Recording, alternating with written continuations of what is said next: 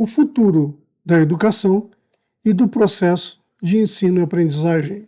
Porque quando nós falamos de educação e ensino, não é apenas sobre escolas, universidades. É também e principalmente sobre como a sociedade vai construir seus cidadãos. Que tipo de cidadãos nós estamos construindo? O processo de ensino-aprendizagem está intimamente ligado a isso. Então, educação é, na verdade, como a sociedade prepara seus cidadãos para enfrentar as dinâmicas de um mundo em constante mudança. Um mundo cada vez mais complexo.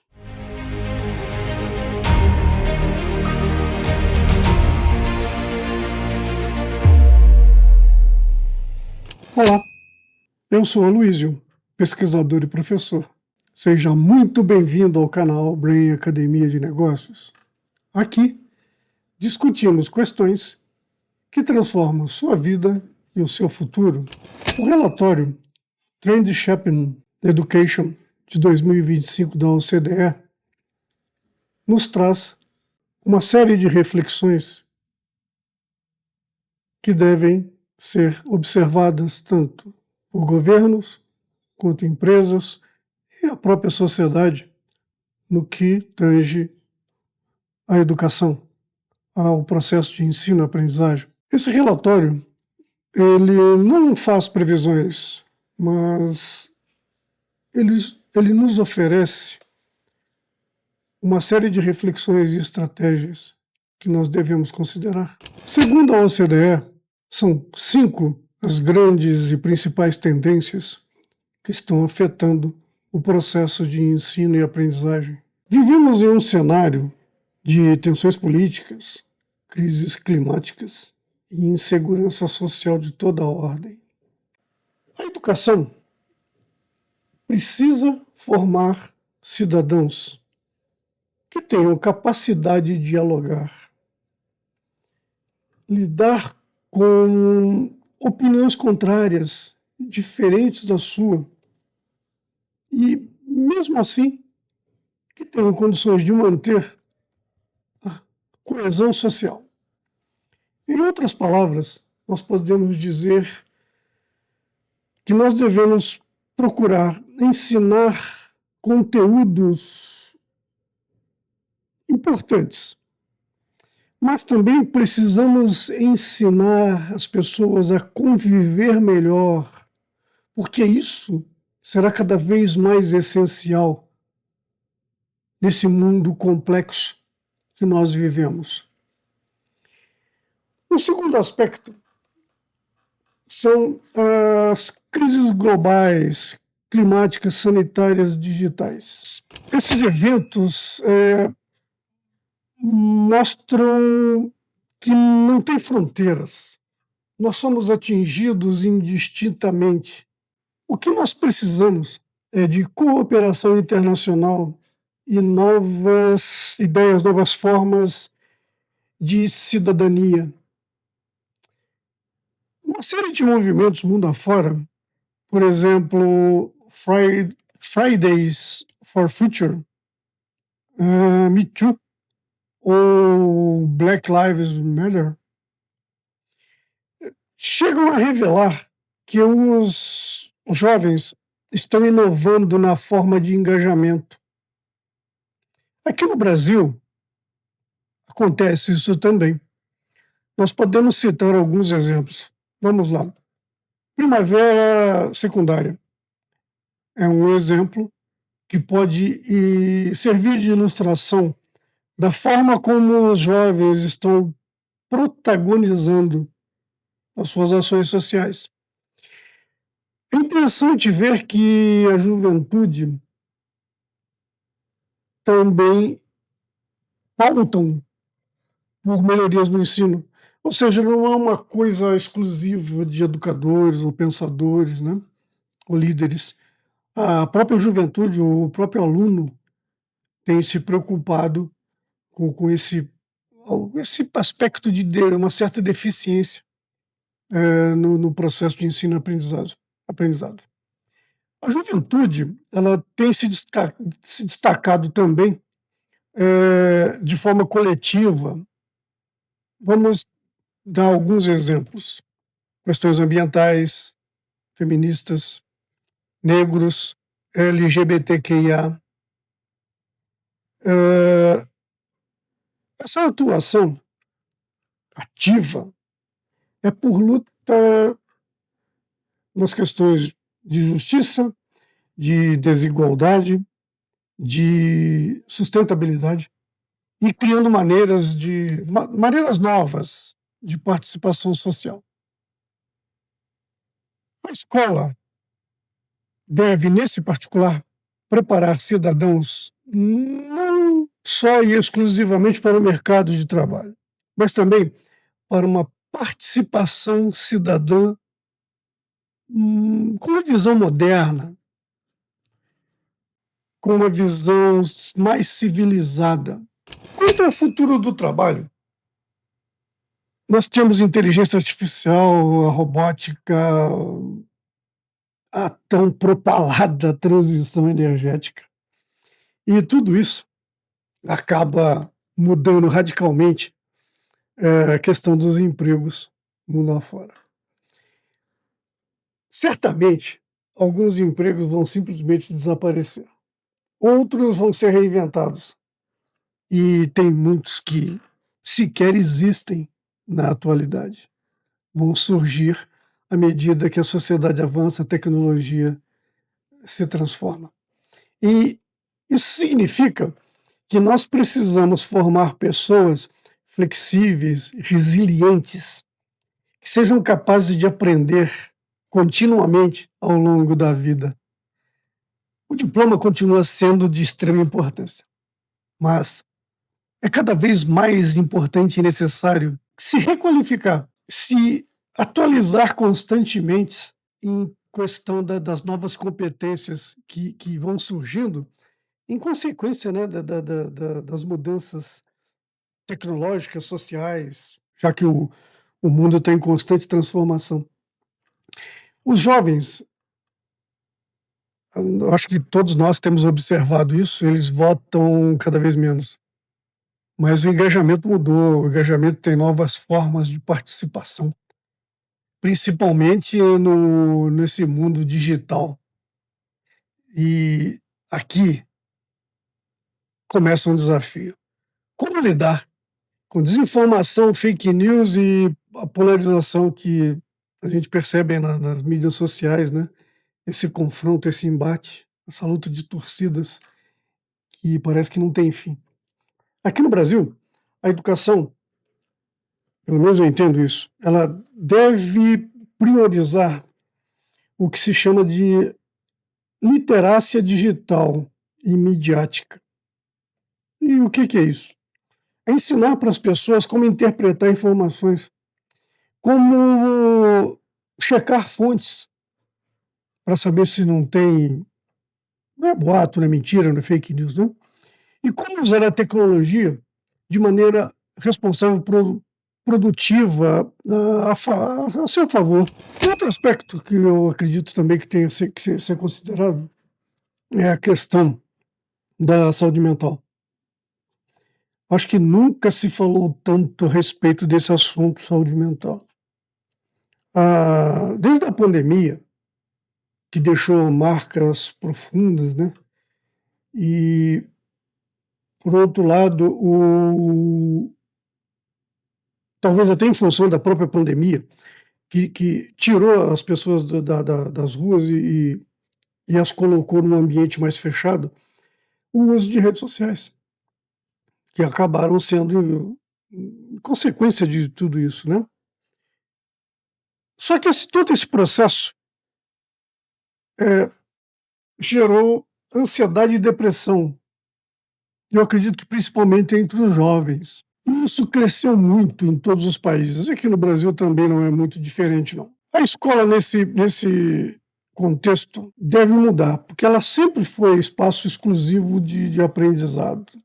Mas agora, ela também precisa ser um espaço diferente, de mais acolhimento, onde se promova o bem-estar emocional, já que a inteligência emocional é algo de extrema importância na lide diária das pessoas no convívio social. Diante de todo esse cenário, de todo esse contexto, o que nós podemos fazer?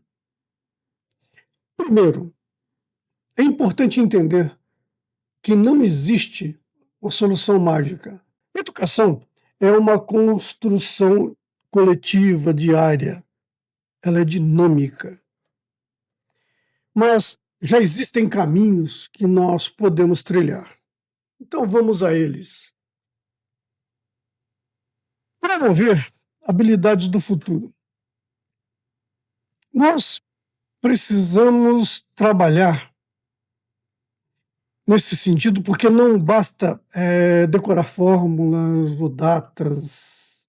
O que nós precisamos é de pensamento crítico, criatividade, inteligência emocional, pessoas capazes de resolver problemas com mais facilidade, colaboração, principalmente em ambientes digitais, para evitar disputas desnecessárias ou polarizações, e, claro, né, um aprendizado contínuo e duradouro, de forma que as pessoas possam ir evoluindo de acordo com os avanços tecnológicos e sociais. Vamos aí um exemplo prático nessa questão. Em vez de apenas avaliar como os alunos chegam nas respostas, se essa resposta está certa ou se não está, nós podemos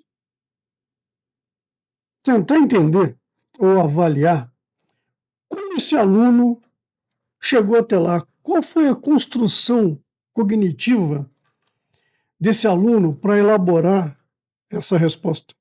Como esse aluno funciona em termos de colaboração com os colegas, uma vez que colaboração é um aspecto de extrema importância na sociedade que se desenha.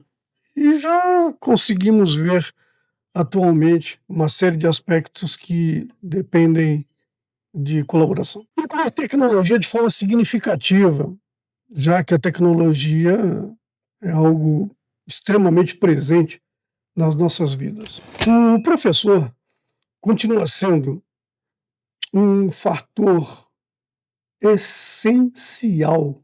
O professor é um grande mediador na sala de aula. Um exemplo que pode ser colocado como auxiliar dos professores são as plataformas adaptativas.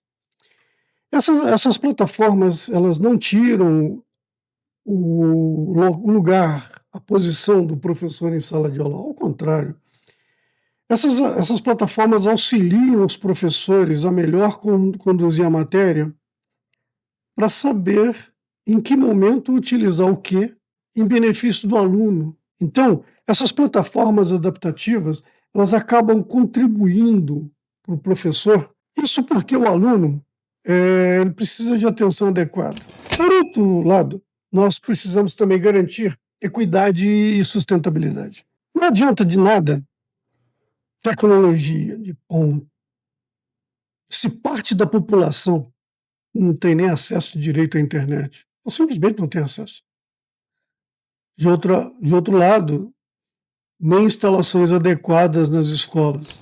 A inclusão digital, sustentabilidade ambiental, elas devem simplesmente fazer parte desse cotidiano, né? Devem ser um aspecto central no currículo dos alunos, para que a gente consiga ter uma evolução concreta no processo de ensino e aprendizagem. Que não sejam apenas temas periféricos, mas que façam parte realmente do processo de ensino e aprendizagem dos alunos. E o que pode ser feito? É nesse momento que eu quero passar para vocês a, a minha visão. Eu acredito que a chave é inovação, mas inovação com propósito. Porque não basta adotar tecnologias, novas ferramentas, só porque elas são novas, modernas ou porque estão na moda.